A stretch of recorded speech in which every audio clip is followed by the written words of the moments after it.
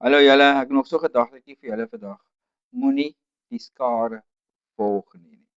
Romeine 12 vers 2 sê, en word nie aan hierdie wêreld gelykvormig nie, maar word verander deur die vernuwing van julle gemoed, sodat julle kan beproef wat die goeie en welgevallige en volmaakte wil van God is.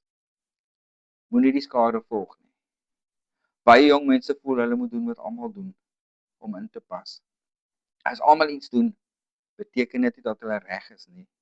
As kinders van God is ons geroep om vir Jesus te volg, nie die meerderheid mense nie.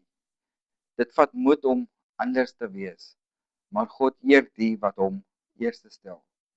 Moenie jou waardes prysgee nie, omdat almal iets anders doen nie. As jy weet iets is nie reg vir jou nie, moenie dit doen omdat jou hele klas of jou hele graad of jou helfte van jou skool of meer as die helfte van jou skool dit doen nie. As jy weet iets is verkeerd, dan doen jy dit nie. Vra altyd, sal Jesus saam met my hierdie besluit neem? Sal Jesus doen wat ek vandag doen? As almal dieselfde pad loop, beteken dit nie dat dit God se pad is nie. Kies om Jesus te volg. Al loop jy soms alleen. En dit gaan baie gebeur in jou lewe.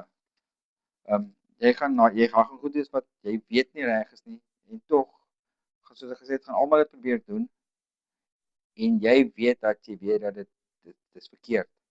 En as jy dit nie doen nie, gaan jy vriende verloor. Maar doen wat Jesus sou wou hê jy moet doen. Of doen wat Jesus wil hê jy moet doen. Kom ons bid saam. Here Jesus, gee my die moed om U te volg, selfs wanneer die wêreld in 'n ander rigting gaan.